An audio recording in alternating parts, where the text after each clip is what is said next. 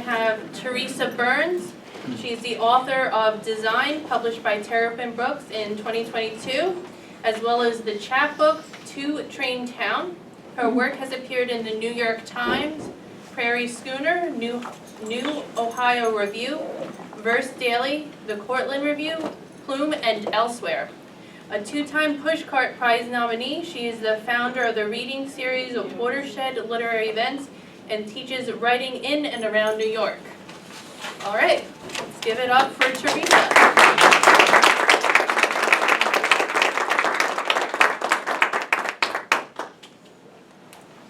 Hi everyone, how are you doing? Oh, we have more people coming in, wonderful, hi Anne. Thank you, Erika, for the introduction, and thanks to Marcia for organizing this whole thing. I'm just going to start with a poem that really takes place in South Orange, since we're here at the South Orange Library. My husband and I are frequent visitors to the community pool.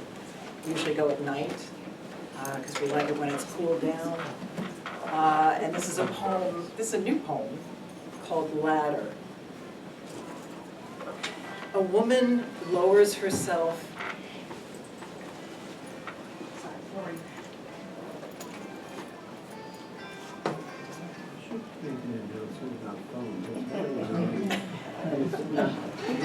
Everybody turn off your phone. The musical accompaniment. Turn off your phones and vibrating. All right, ladder. A woman lowers herself into the pool gingerly. Her son, slim-shouldered, 40s, waits for her, waist deep in the hotly blue. He is somewhere on the spectrum, her forever companion, all the years we've come to swim laps, lays in the shade with a book.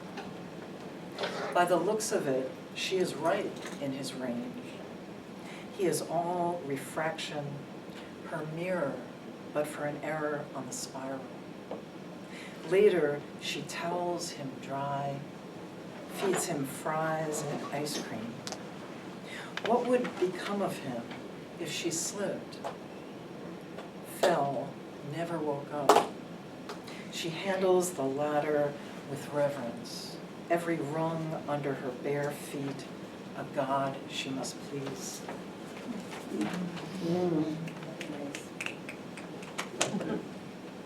All right. I'm going to read a poem I don't often read, but I took not one walk today, but 2, because it was the most gorgeous day out. And right now, you know, last week it was the magnolia trees, this week it's the cherry trees that are blossoming everywhere. So this is a poem, it's called Picnic with Sister-in-Law in Mount Auburn Cemetery. It takes place right around this time of year, and the sister-in-law in it is, you know, my husband's sister, who gave up a child for adoption when she was 19. She was in her 50s and hadn't had any contact with him. She hadn't reached out to him, and she was feeling that it was too late to do that. Well, within a year or so of us taking this walk in the cemetery, he found her. And now he's a regular part of our family and comes for Thanksgiving and Christmas and everything. In fact, his name is Scott. He took the cover photo for this book design. All right, so this is called Picnic with Sister-in-Law in Mount Auburn Cemetery. We are not here for the dead, though we slow down for the oldest stones, wordless ones, sunk cockeyed in their lumpy beds. We carry a basket of bread and fruit.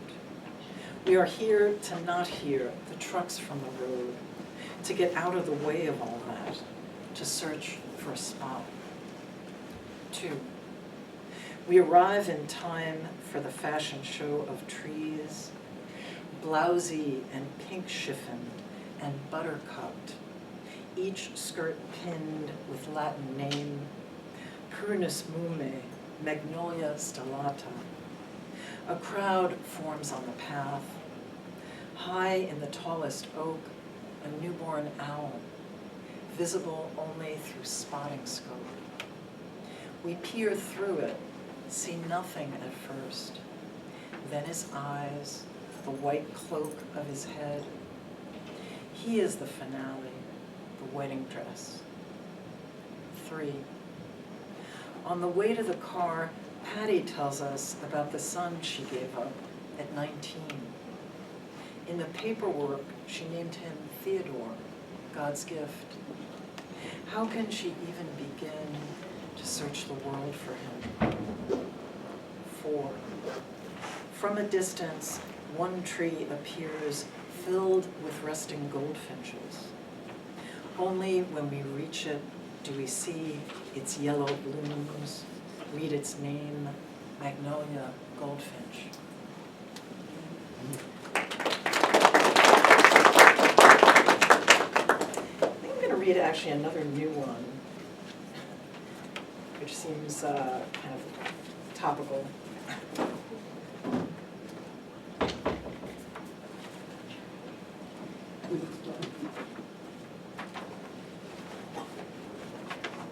It's called Mowing the Lawn for the First Time After My Son Leaves for College. I didn't realize the heft of it till I pushed it loud and hot over plugs of crabgrass, squirrel-dug rivets and tunnels, berms with hacked-off standpipes and sizable turds, some left by some unknown animal. I thought it was a vacuum for the lawn. Expected the grass to silk right down in rows as I rolled over the wall-to-wall of our yard, a single hand steering. Instead, I heaved the gas-sputtering hulk in ragged diagonals, the way I watched you do since you were 12. Fumes making me a little sick, my hands so slick with sweat, I thought I'd have to let go what Dad calls the dead man's handle, that bar you release if you discover too late you've run over your feet, danger never far from your own hands. Yesterday, a student opened fire at your school, and now 3 young men will never mow the grass again. I push hard against the fact of this, sticks and acorn bits flying up. I let the roar drown out imagined outcomes, phone calls, the music we choose to conjure without a doubt you. It's when I'm done the hardest work begins, to sit down beside this suddenly ravenous quiet and wait for rain. Thank you very much.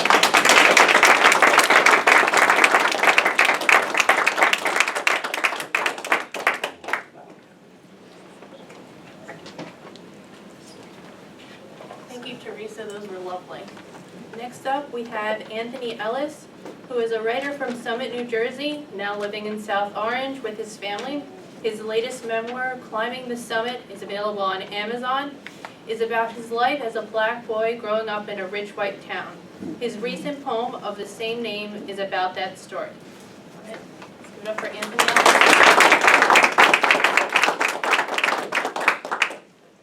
Thank you, everyone. As you said, this is about my memoir, Climbing the Summit.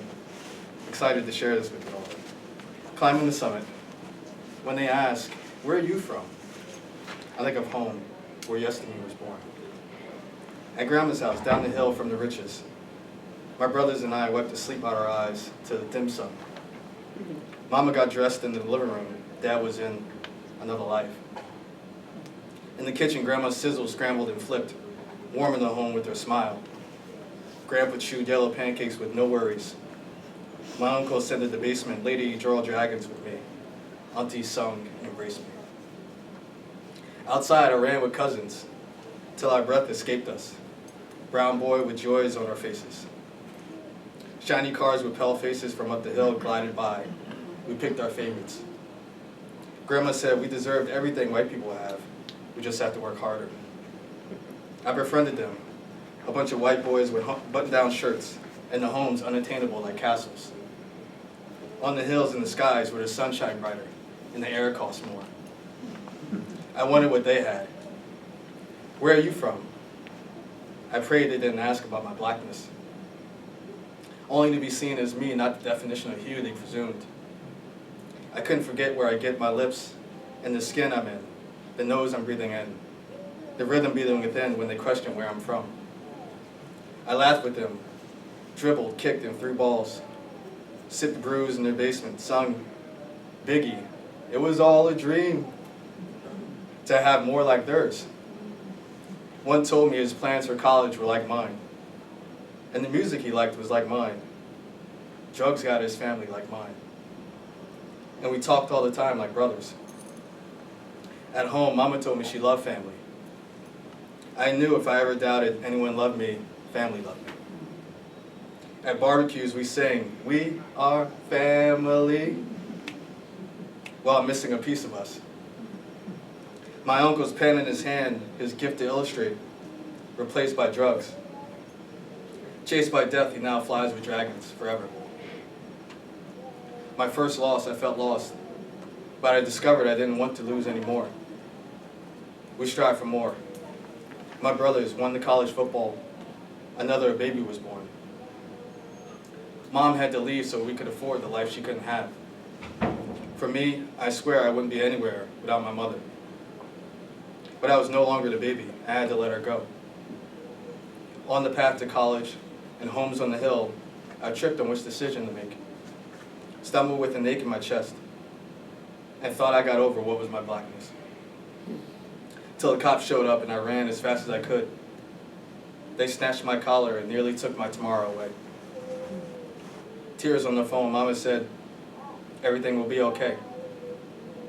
So I kept climbing the summit, never forgetting where I'm from.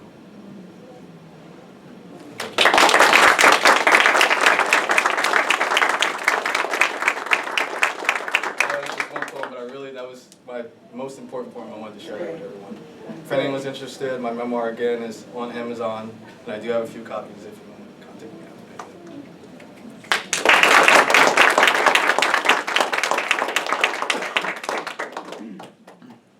Thank you, Anthony.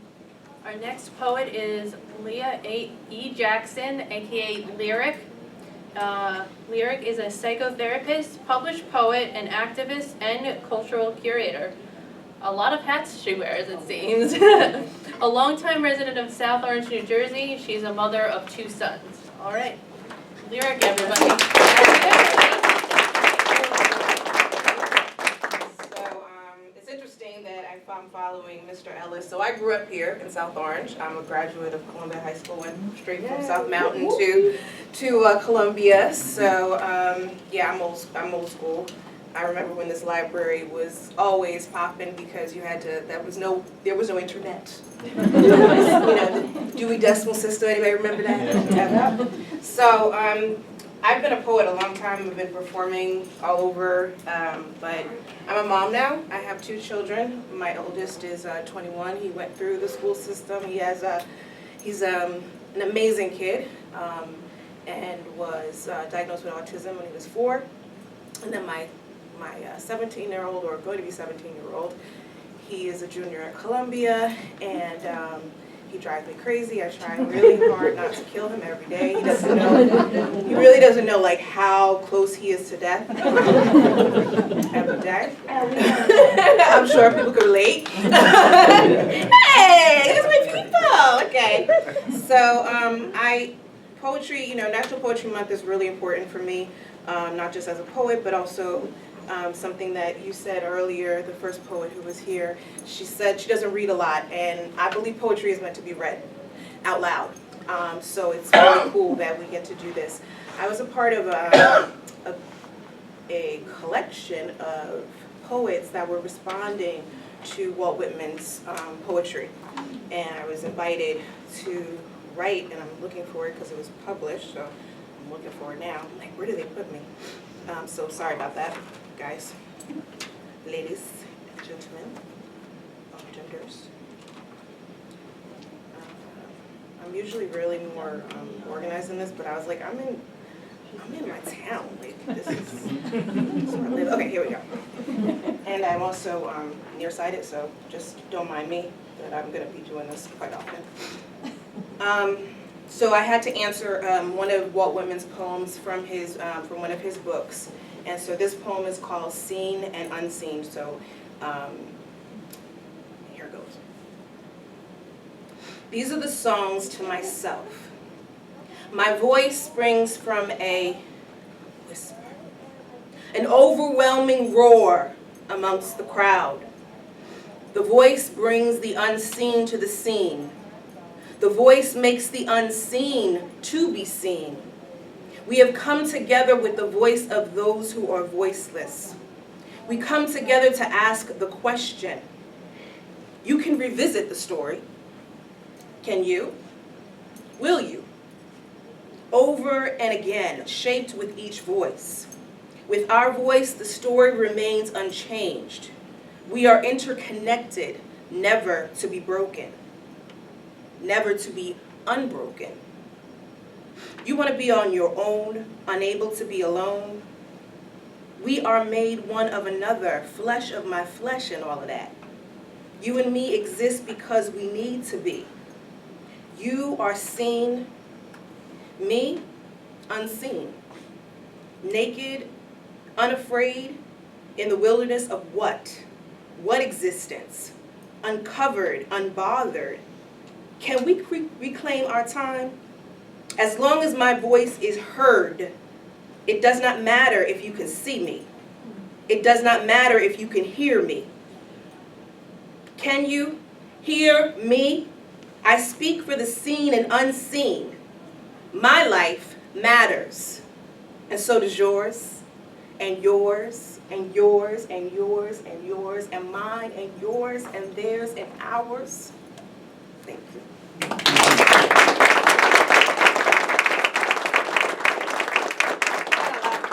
a lot of books that I've been published in. I've been very privileged to just be asked to write poetry and be published in different places. So, but this was my latest, my last chapbook. Was published back in 1999. Everybody remember those years? So this is my very, very first book that was published by an independent publishing company called Sincerity Poetry Publishing. So, you know, when everybody's talking about, you know, self-publishing is incredible. I know you're self-published, right? Yeah, it's a hard thing. That's why I said I'm not reinventing the wheel, and I gave it to someone else. So, you didn't know you were going to get like comedy with this. Okay. So I have two poems. I told you I have two sons. I wish this wasn't relevant. I wrote this in 2008, and I really wish it wasn't relevant, but it's something that I know people here will understand, especially in this place that we call South Orange, Maplewood. This really is our story, whether it's our children or our children's children or our children's friends, so on and so forth.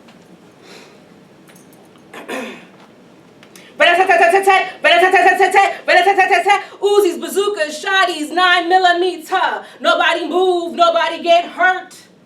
Unless your hair is like lamb's wool and have feet of bronze. They shootin' like some gangster movie.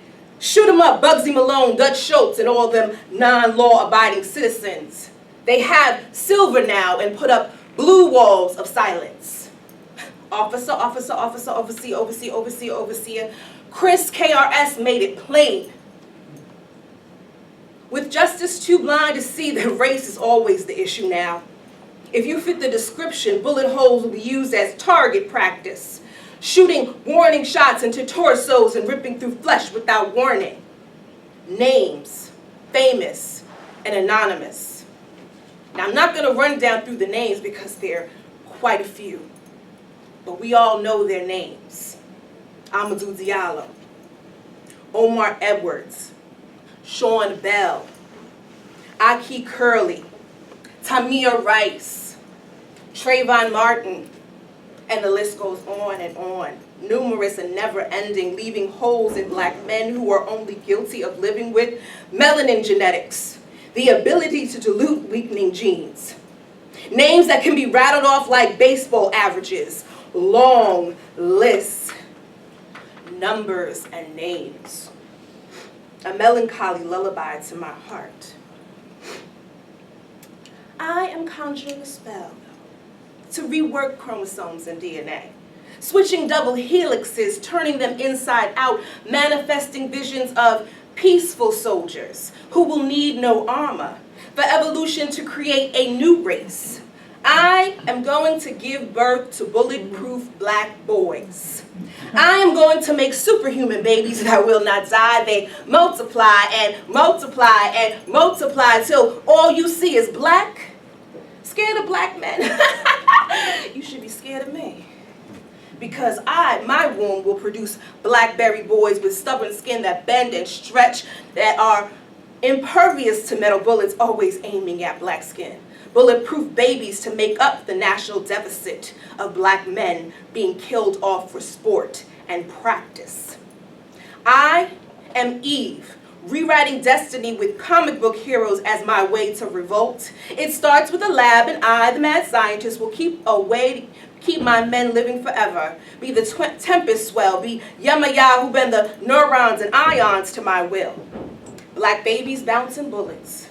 Black babies bouncing bullets. Black babies bouncing bullets is my mantra. I repeat 9 times, 4 ways in all 4 directions. Bringing balance to this earth. Reversing the plans of greedy ignorance. Protecting and serving. Who? No news story leading with black man mistaken as suspect, criminal, shot and killed at the hands of John Q. Law because he had the wrong color, wrong time, wrong place disease. Fox News will go into overdrive trying to spin away around black boys stopping bullets with their skin. Middle America need not worry because these bulletproof babies don't want war but peace. These bulletproof black babies who be bouncing bullets back. No longer will I watch, no longer will I wait until they finish us off 1 by 1, 2 by 2. Say it with me. Black babies bouncing bullets. Black babies bouncing bullets. Black babies bouncing bullets. Black babies bouncing bullets. It's happening already.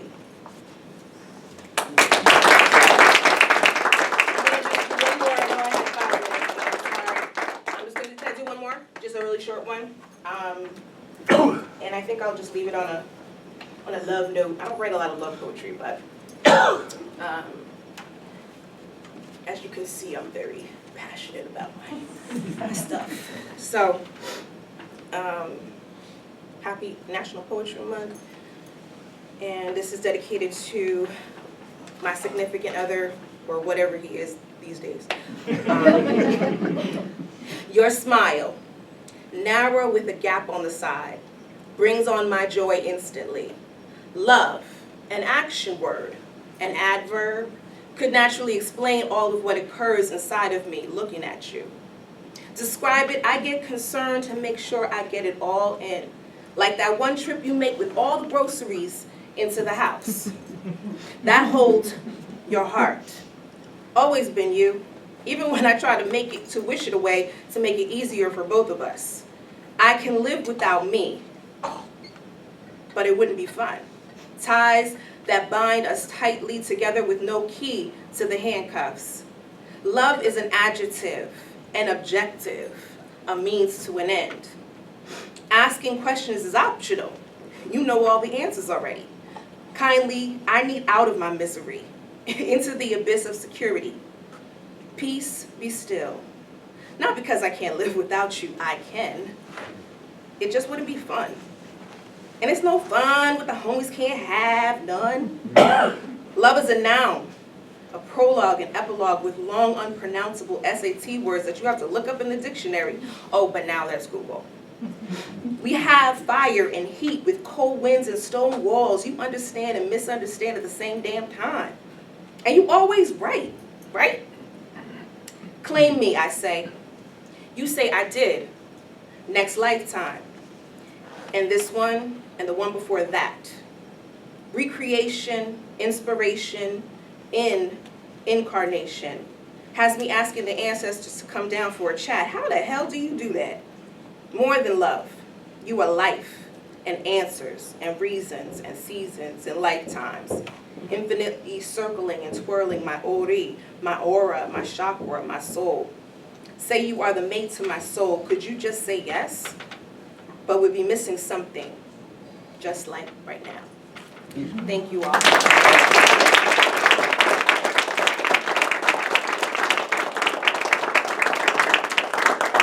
Great. Thank you. Thank you. Thank you, Lyric. Thank you. Next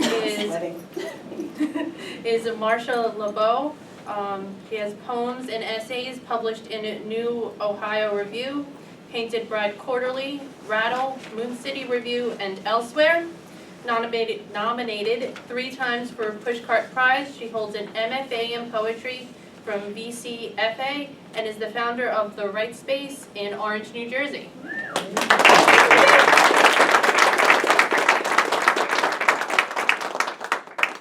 Thank you, Erika, for partnering with The Right Space on this reading. Ooh, there are a lot of people. I was afraid.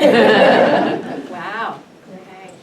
And thank you all the poets for agreeing to do this. This is a wonderful range of poets and voices, and I'm really, really happy to be part of it. I have 3 poems today. When ice cream was funny. I stopped thinking for a week in October 2015. It was unexpected and not dangerous like you might imagine. I didn't get run over by a car. I just didn't think about how I crossed the street and I was fine. I had lunch with a friend that week who recognized something was different. "You seem happy," she commented. "So very happy," she sighed. And I was. My mind blank. I smiled a lot. Many things were funny that hadn't been funny before. Humans running around doing things were funny. My kids screaming for ice cream were funny. The sun on my face was exquisite because I actually felt the sun on my face. And I listened. Boy, did I listen. People didn't know what to make of my listening. And then the emptiness was over, as quickly as it started. I knew the surest way not to get it back was to try to get it back, so I didn't try. I think about not thinking occasionally, along with the billions of thoughts that have been back for years. I say, brain, I know you're not ready yet, but when you are, I'd really like to try that non-thinking thing again. It wouldn't make you obsolete, I promise. You'd just be happy. So very happy.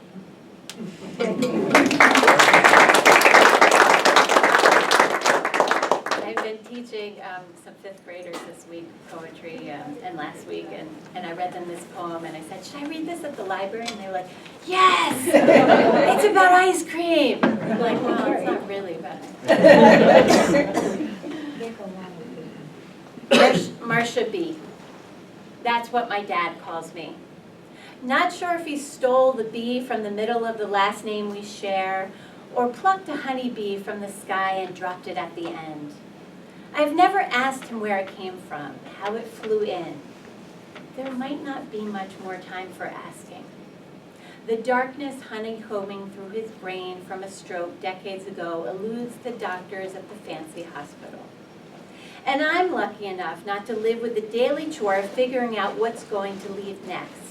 The bladder function, the names of relatives, the viola playing that used to seep from under the door. I wonder what he'd say about Marcia B. A honey so thick that for the first few seconds after it's uttered, slides me into the girl I always wanted to be. A girl who put on nail polish in a friend circle of hot pink and giggle, who'd buy surprise presents and lose sleep over someone else's pain. A sweetness that was sweeter than me. At Easter, my father sat in the corner and dipped crackers into a pot of honey.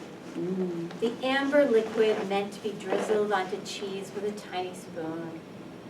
I could have asked him the origin of my nickname, but instead, I handed him a napkin.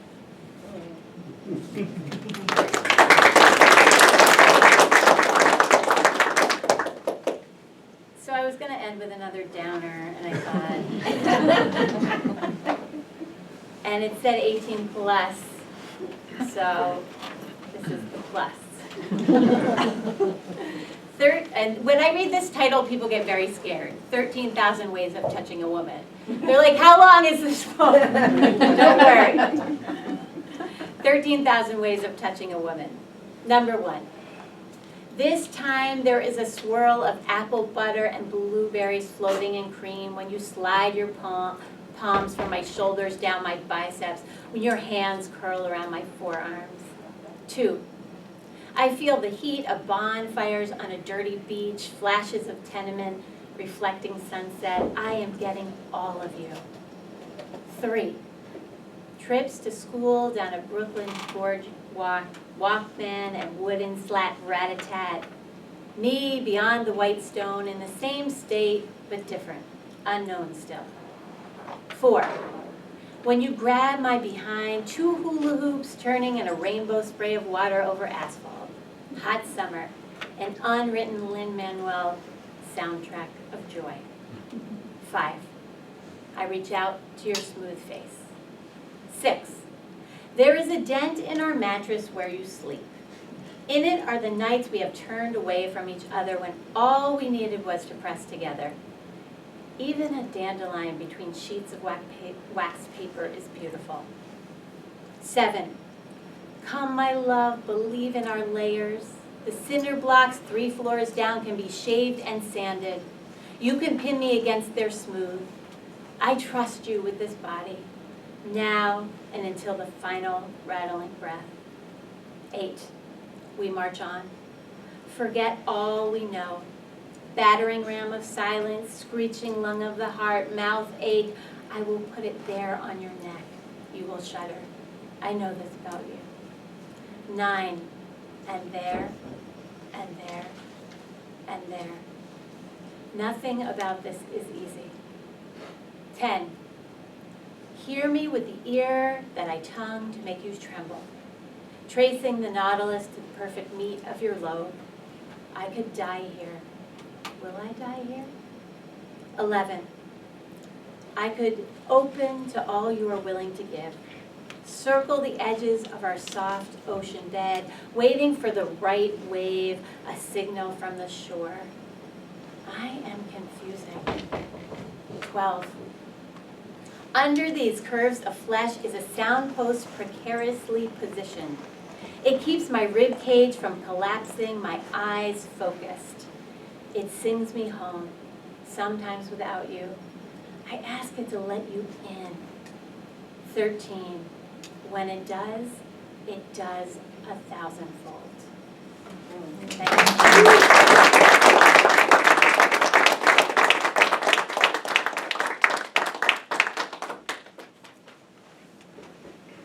Thank you, Marcia. Up next, we have Mary Tautin Moloney. Mary is a 2-time National Poetry Series finalist and recipient of the Bread Loaf Combardery Residency Fellowship in Cassius, France. I probably pronounced that wrong since I don't know how to pronounce French names. She has an MFA in poetry from Sarah Lawrence College, and her debut collection, At the Base of Kaaterskill Falls, was released by Broadstone Books in 2023.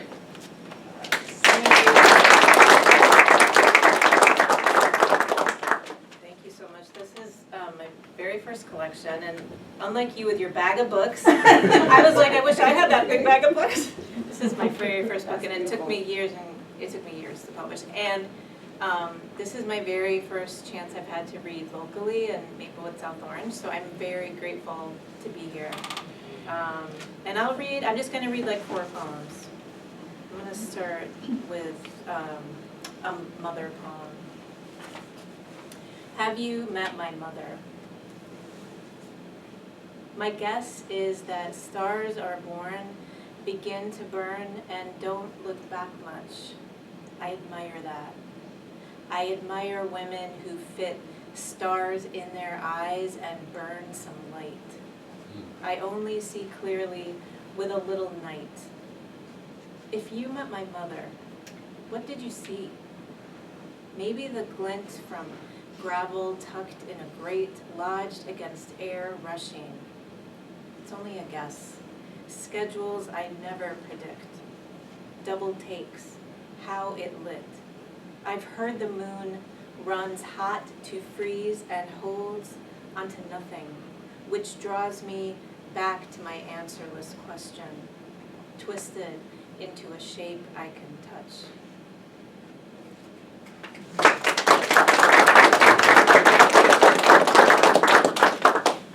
Thanks, that's nice. So I have 2 kids. I have a junior at Columbia High School.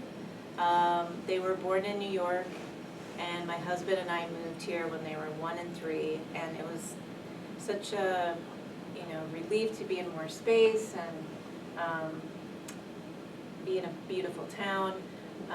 But it was equally so disturbing when we first discovered cave crickets, what a cave cricket is. And I don't know if anyone here has seen a cave cricket. Oh, it's the worst. So this poem has a cave cricket that makes an appearance. Witness. They turn up without pattern from thick summer cover. Millipedes, cave crickets, one at a time, with a busy air, like me in the city, away from my family, charging don't walk, softness a puddle I cross. It doesn't carry across the threshold, my children's small scream at indifference. I'm beholden to kill and to save, hand lowered, insect arrested, whole shell, nothing but I.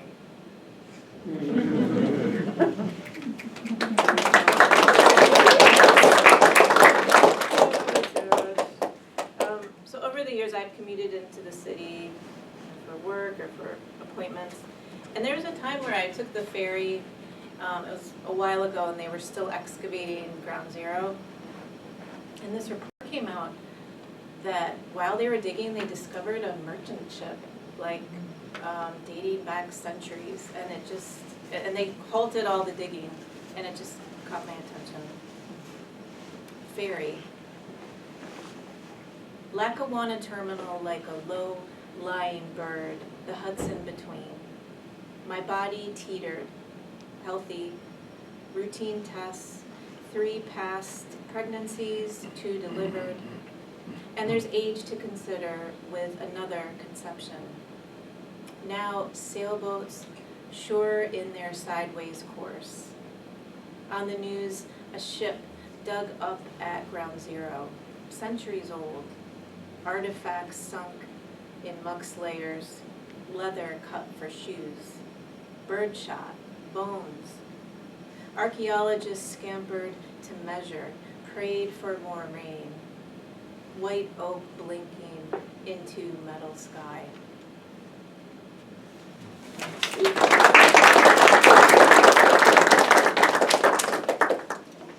I'm going to close with a poem that mentions our lovely South Mountain. It's called But We Are Not Trees, after Campbell McGrath. Through the window, South Mountain glows copper. Stock pot filled 3/4, I toss in salt with a biblical air. Every evening, this moment of blinding. Every evening, someone about to come. A squirrel alone stutters the fence. I never noticed how expressive the tail, how removed from its compact heart. I'm tipping myself toward. Water in sudden commitment. Squirrel hurdling space. When I was younger, I thought that was us, the thrashing branch. But we are not trees. We require an act of will.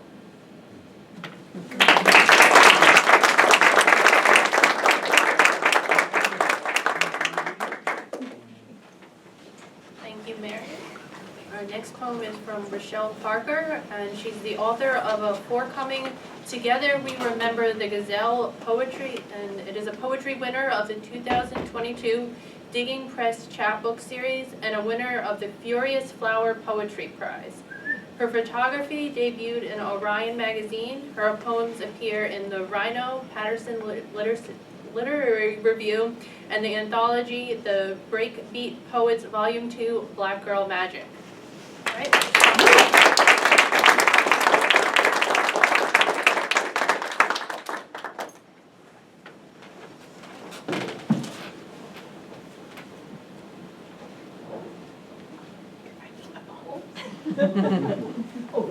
Those.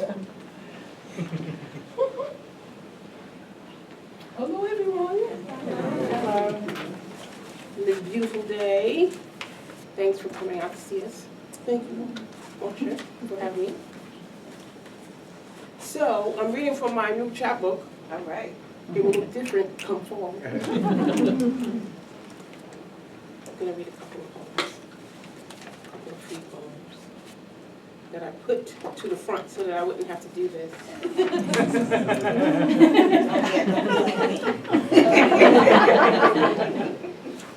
And we may have to change up because I can't find them.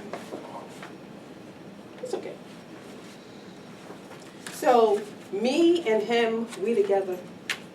He is there in a bubble in the left corner of my mind. Can he see me? Does he know I see him? The time his knee hurts, he rubs with large knuckled fingers. Does he know that my bones know his bones, the marrow jellied? That together we remember the gazelle? That together we remember the tobacco fields? That together we remember grandma and always having sweet potatoes in our pockets? My mouth speaks and his ear perks. He thinks it's a fly and swats the remembering away.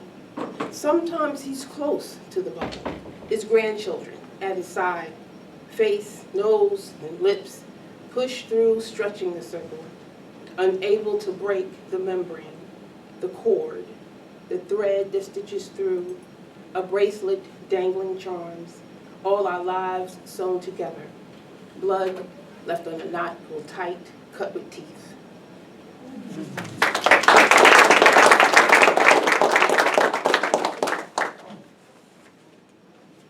Okay.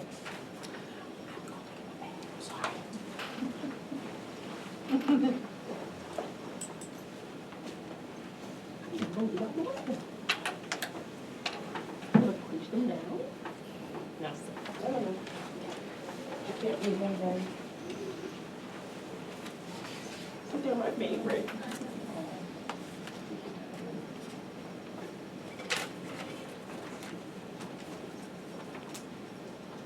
There we go, I'll put them in the back. Okay, I'm ready. Again, I will keep being born again and again until the burden of your matrimony is known, walking down an aisle dressed in peach, never to know a cap and gown of the children birthed, girl after girl after girl after girl. I will wear the red, white, and blue dress you sewed for Easter, for church, for cheap. You will tend my bonnet, you will remember me, your gloved hands will tie the string under my chin. We will dance in the fields Grandma picked, become sisters, sharing a room, never to speak of leaving teeth behind, nor your want-watered eyes.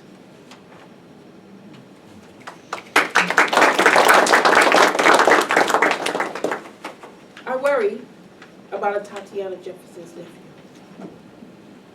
Because who gonna teach him the things his mama can't get to?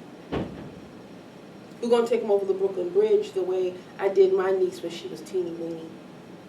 The East River filling her nose in a stroller, on her bike with training wheels, then in shoes I thought too high for walking. Who gonna show him the dish the way my Aunt Mary showed me?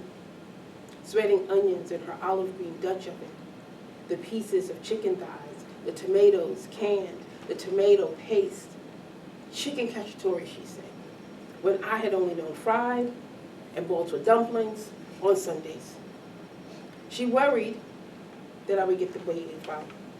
She worried over and over about how it could slit your windpipe if you swallowed it. Who gonna show him how not to kill his own self? How to stay alive and well, build a home, appreciate lace curtains, china in a hutch, or gold-plated flatware? Who gonna make you know a good woman? Who gonna pass down a good cast iron pot?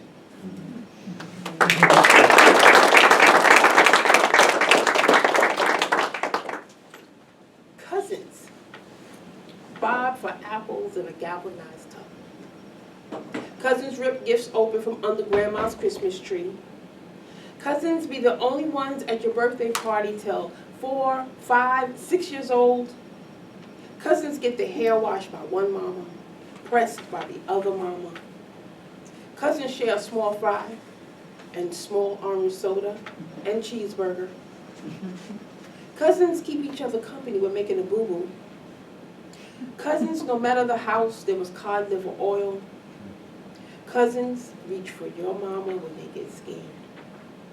Cousins all scream ew when Pop-Pop cooks his possum. Cousins bring their box of fat chalk to draw a hopscotch. Cousins always call you by your house name all the time. Cousins is a wonder mamas knew who belonged to her. Cousins been riding with you since before you got your license. Cousins go off to college and drag you with them. Cousins are automatic bridesmaids and flower girls. Cousins, mama said they only tell your secrets for your own good. Cousins be having that pool party at their condo. Cousins will start a book club up in a heartbeat. Cousins take their kids to Disney together, cruise together. Cousins, and more cousins.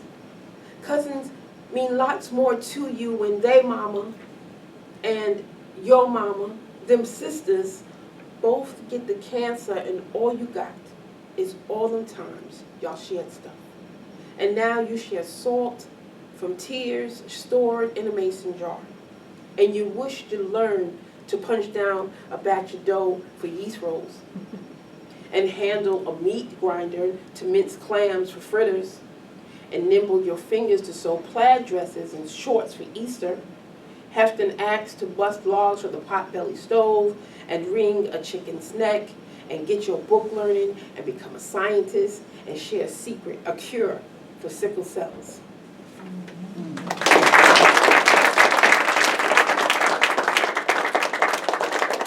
And my last poem, Ode to Walt Whitman, The Housing Projects. 13 stories pushed through cracks, capped with water tanks and smokestacks, insulated from the big bad world, my dreams and imaginations world. White concrete walls with a blank slate, held my name up with bright red paint. Enough flights of stairs to fly down, steps taken 2 by 2 until on the ground. Summer, you offered the most fun. Long days, long kisses from the sun, yellow outlines for games with cans, part of the day with no set plans. Maple trees lined our racetrack. The tar, if you fell, showed no slack. Jump rope slaps from telephone wire, no amount of never rocks could tire. Doting on us kids to show your care, the ice cream truck's weight you'd bear. Halls are now dank and dark. Every kind of crime left its mark. Silver chain links replaced with black bars. Scaffolding began to block the stars.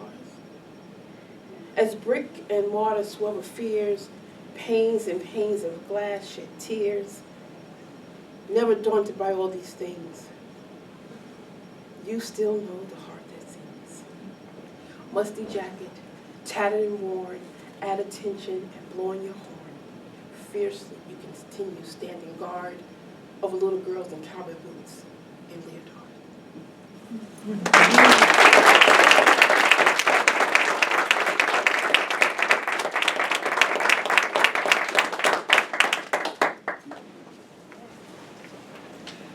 Thank you, Rachelle. Next up, we have Jason Craig Poole. And Jason is a poet, dad, husband, musician, teacher, another person with a lot of hats. He lives in a big house by the big hill in New Jersey.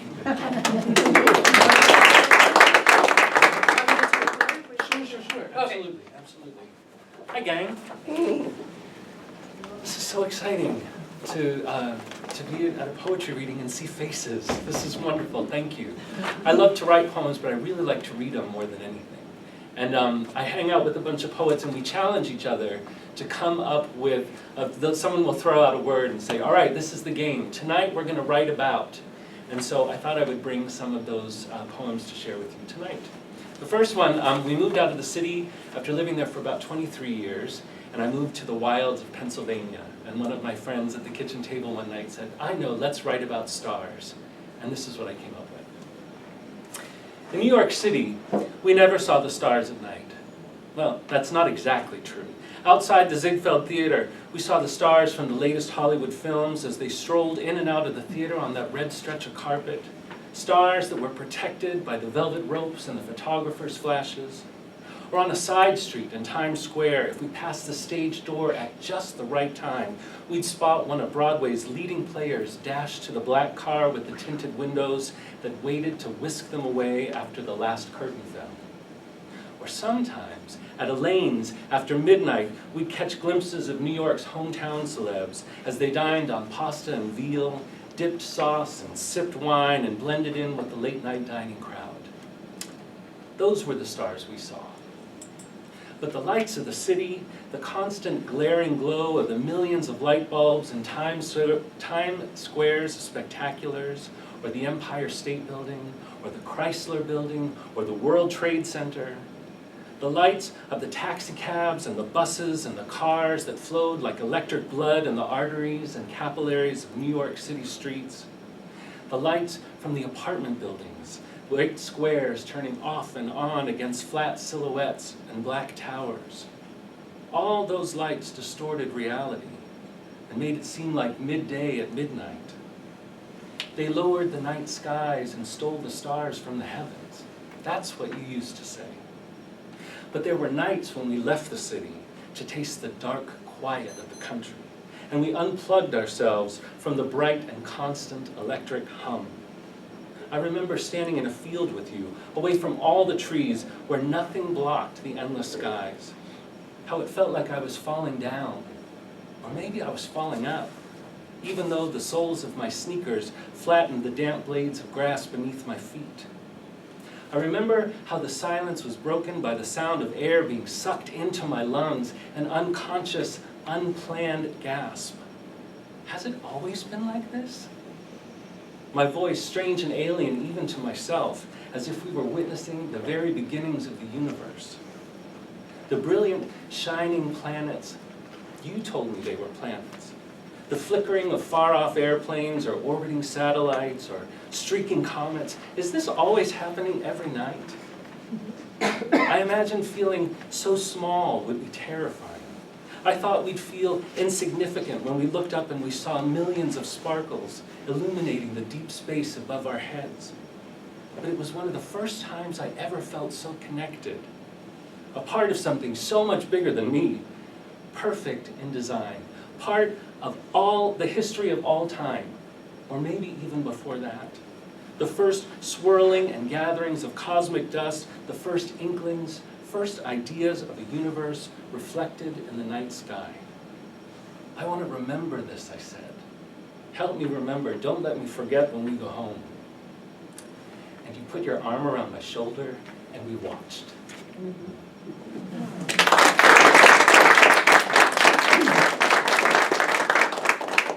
So, my class, my 5th grade class at Marumsco Hills Elementary School in Woodbridge, Virginia, we were the first class in that school to have a school dance. And we did it on Valentine's Day. Wow. So when somebody threw out the prompt and said, first dance, I said, I got this, I got this. So I'm going to take you back.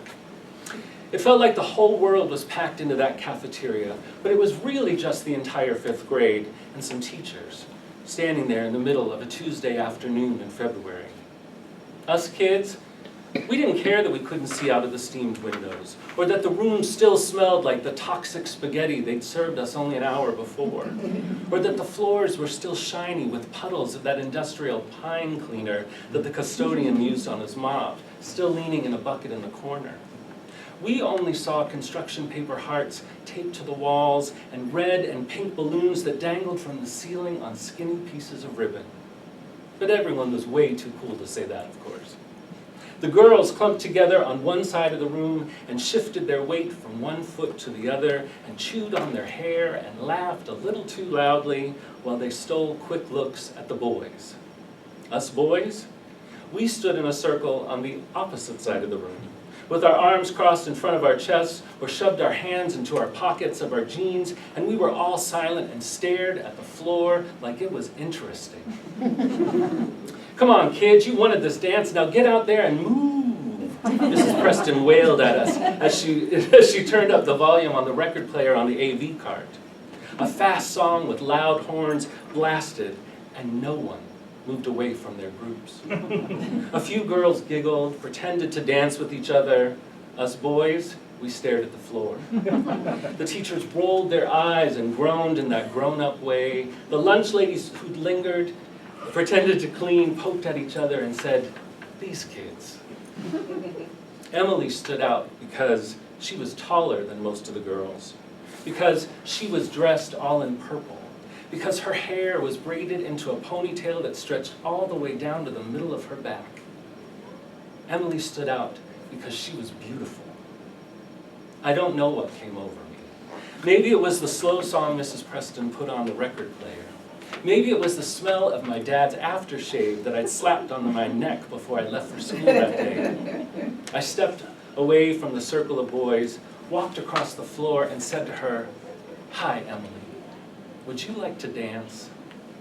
And Damien called out fag, and some of the kids laughed, and Mr. Wallace moved over toward the boys to keep order while Mrs. Nelson glared at the girls.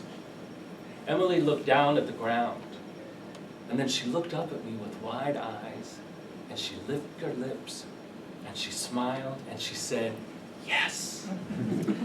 Icy sweat streamed down my armpits and ran down my sides as I walked to the center of the room.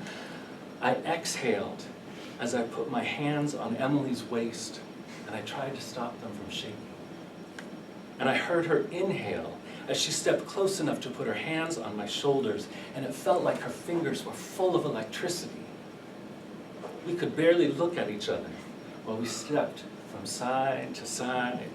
Emily tapped the beat with the heel of her moccasin boot, and I tried so hard not to step on her toes.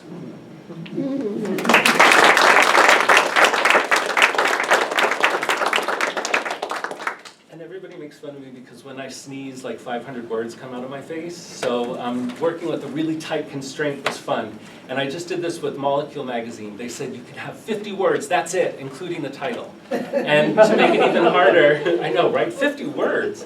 I just said more than 50 words.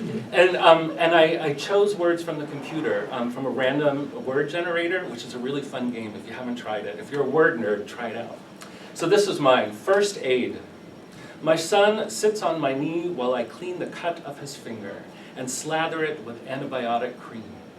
Daddy's here, I say, to help make it better. Later, he shows me his finger coated in glitter. It hurts less, he says, when it's covered with stars. Thank you very much.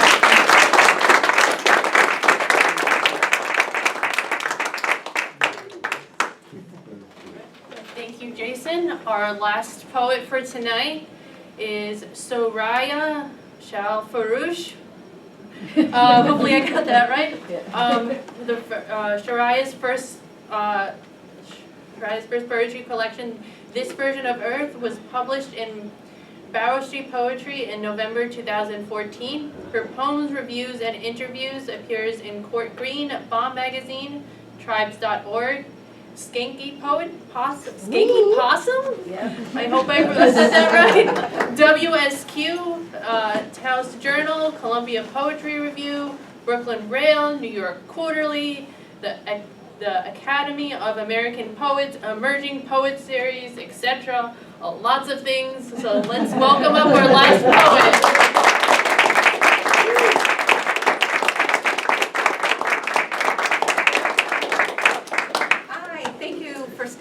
Past 7, if you have to leave, I understand. And it's been amazing to hear so many different poets here tonight, and it's such a pleasure to read with you and meet you, Marcia, after I've heard so much about you, and to read with Mary. Mary and I have known each other for years, and it's really a pleasure to read with her as well. I also just want to mention, I also have a son at Columbia High School, and he has tomorrow off, which for Laid. And so Laid Mubarak to anyone who happens to be practicing. I am of a Muslim origin. I'm not practicing, but my son is, and so is her son. So I was busy getting his iftar ready. I say I was, my husband was, before we came here, so that's why I was a little bit late. But anyway, so to anyone who's practicing, Ramadan Mubarak and Laid Mubarak. But I think I want to start with my father-in-law passed away November 30th. And he was honestly the most remarkable person I've ever met in my life. And my husband is from North Africa. He's Algerian. He's right there. Hello. And his father was indigenous North African, Amazigh, also known as Berber. And long story, I'm going to be quick, don't worry. These are short, I still have the notes from my workshop. So anyway, he was part of the resistance to kick out the French out of Algeria. And so these are, actually I'll read the first one, is like when he got caught, because he was captured twice by the French. And so what you need to know, there's a singer named Unes Matoub. And the first line of this poem is from one of his quotes. Unes Matoub sang that in the War of Independence, even the donkeys were soldiers. And I know this is true. My father-in-law tied the bags with food to their sides, clicked with his mouth, and off the donkeys went to the soldiers, to the warriors. Yes, to kick the French out. He was caught. His cousin was caught. All the men in the village were caught, round up. None had guns. All were tortured. All were kept alive, standing for weeks, returned, covered in lice, shoeless, welts, ready to start over.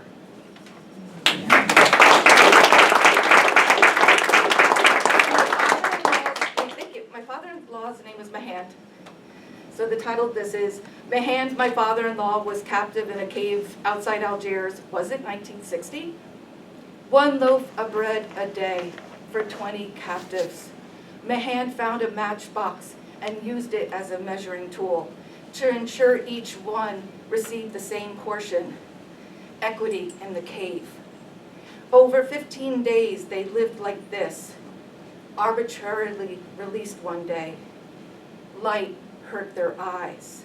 A scuffle with the desk. The French soldiers laughed. Bones protruding. Penniless. Somehow to get home in your own homeland.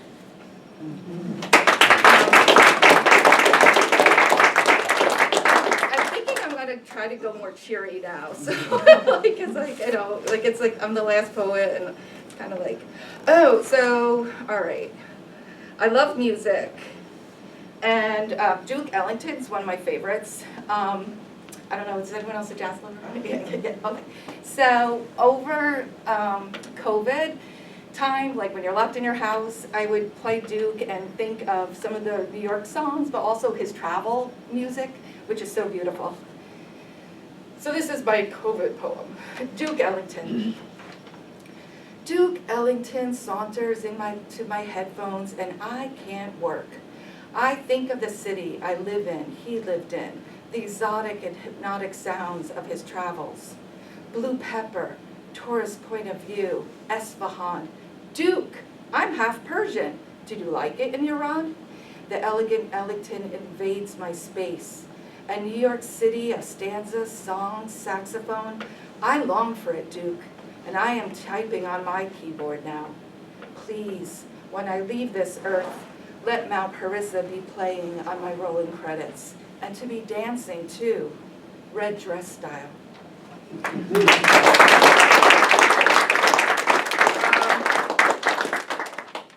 Could I just read one one short one? Okay, somebody nodded, it wasn't you, but.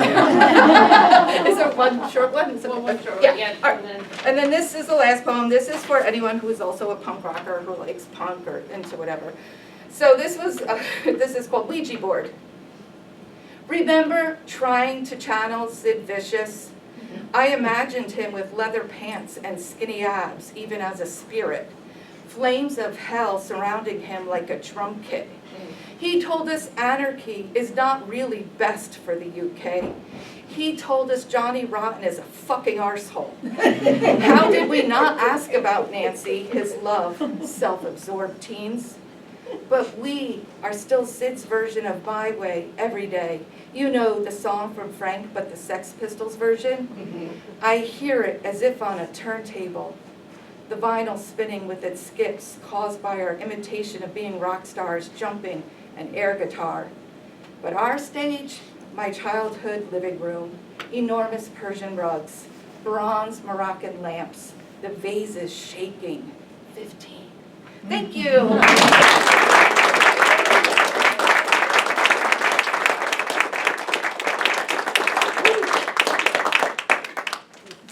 Thank you for being our last poet. And thank you for everybody coming here and all our poets reading. And thank you, Marcia, so much for helping me put this together.